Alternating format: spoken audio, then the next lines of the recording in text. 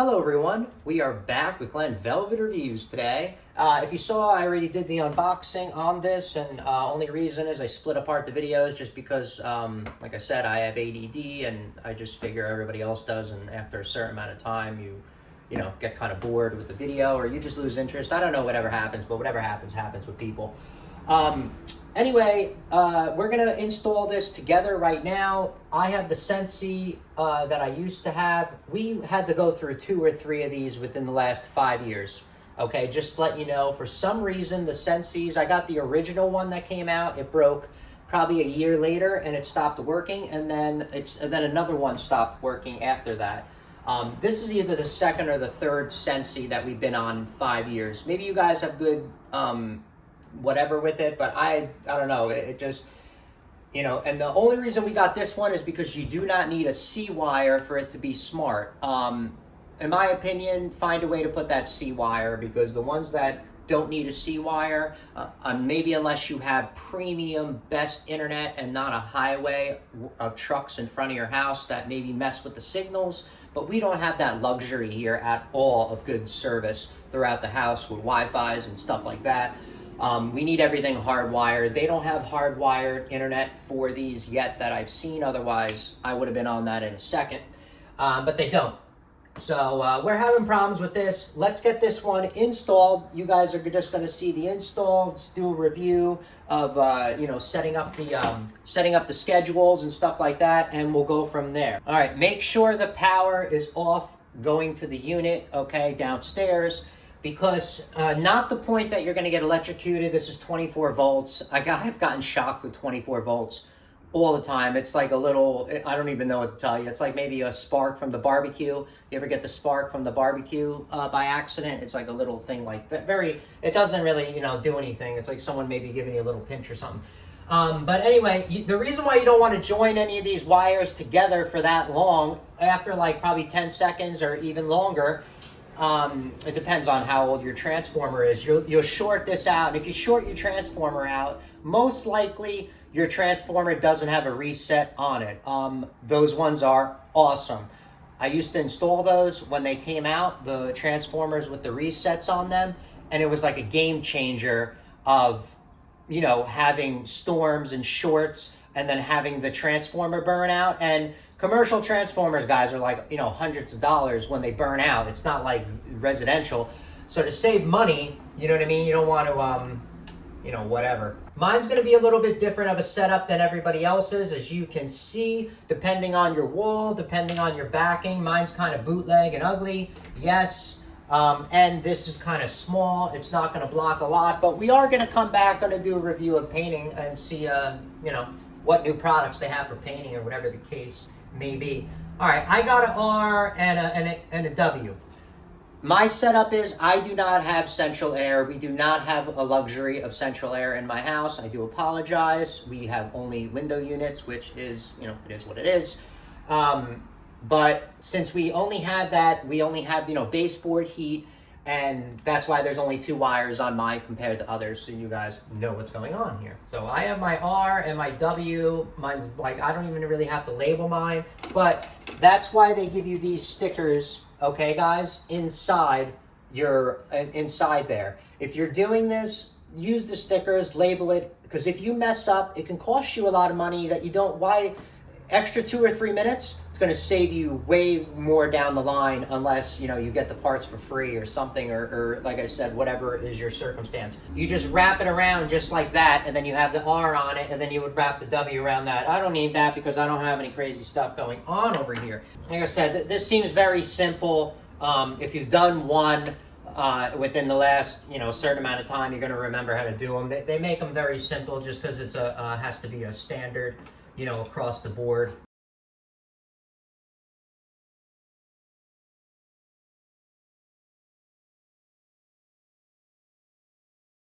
They do give you anchors that I would recommend using for this. I'm not sure of the size. I think this is 3/16 of a anchor that they do give you, which you're probably going to have to use in your house. My house is a little weird. This is like plaster, so behind here there's like metal grate or whatever that they use when they put up these walls. I don't know, whatever the case may be. But since it's like that, I can screw mine in without anchors one time. Obviously, the second time you do it, it's not going to have the same grip. But if you have the same wall that I do, the first hole that you do, it'll go in and hold into the metal mesh that's into the wall, and it'll be just as strong as using one of these. So we got the one wire. Mine's going to just go into R. You already saw the black. I labeled R.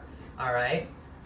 You're just going to want to bend this. Sometimes if you have if you use needle nose pliers, a lot easier to get in there and grab this and put it in, just to let you know. Or any kind, even wire snippers, anything that has a small snout of grip on the tip, you can use it, bend this easily, and get them in. If you have big, thick fingers, or you just have arthritis and you can't really grip stuff, then that's the perfect thing for you to use. Mine just slide in. It seems like these are tabs now.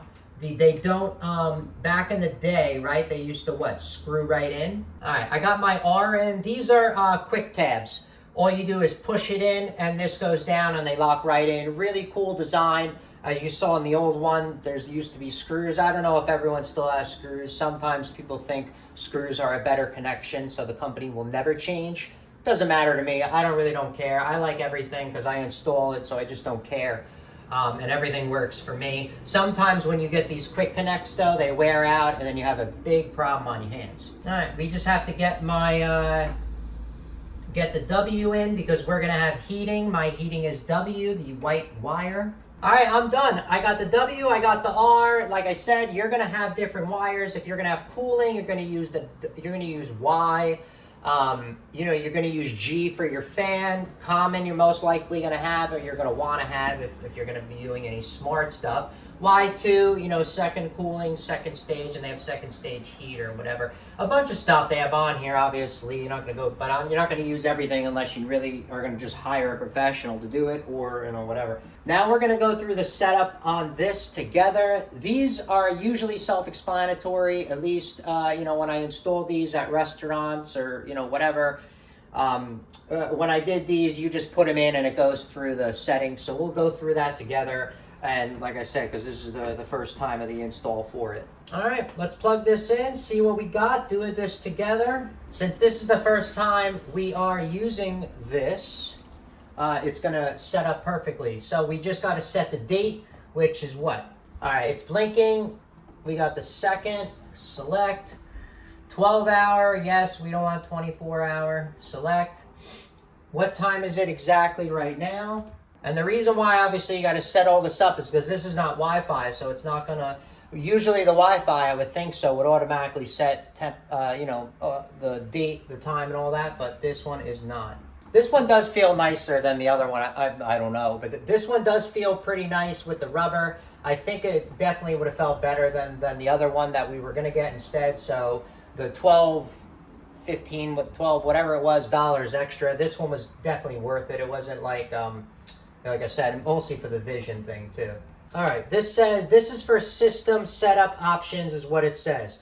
Now, it tells you on the top what parameter you're in. These are the parameters and then what you're gonna set. So we're in 120, which is scheduling options. There's non-programmable 1 week, or 2 is 5 to 2 programmable. We're gonna do the 1 week programmable just to show everybody. 125 is the temperature indication. We're going to want it in Fahrenheit, which is 0, okay? Heat system setting. We have, we're just going to go with, we have conventional forced air heat for number 200. Select, okay. 205 is the heating equipment type.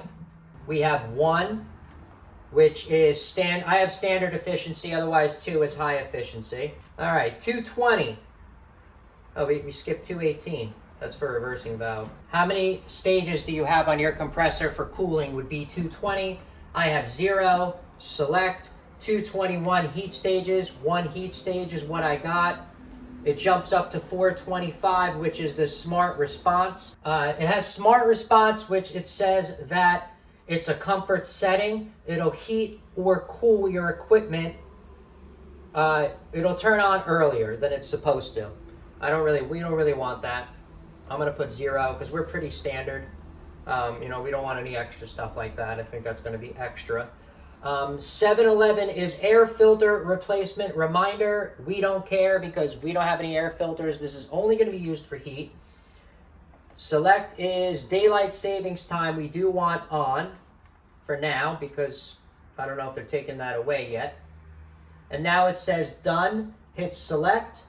It's going to save. It does the little saving thing. All right, there we go. It says it's 74 degrees. The fan is on auto. You can hit the fan button here and select if you want fan on, fan auto. We don't have fan. I'm just showing you because this is only for heat. Menu and mode. Right now we're in off. I'm going to set mine up to make sure it works. If you press mode, mode is heat, off, and I don't have cooling. When you do set that, when you press mode, you are going to go through that. So this is a setup, not with having not with having your central air going on. We're going to leave it on heat because we only use it for heat, and it's getting towards the winter time right now. Fan, we're just going to put auto because it doesn't really matter. That's not going to do anything. And then we got program schedule. Now, guys, program schedule is cool. You guys can really take advantage of it and save yourself, on your cost around the house, on, your expenses, the gas and the electric and stuff, all right? Your, utilities. You can, if you set a schedule, you can set it to turn off and not be on so much while you're not home, wasting electricity, wasting gas.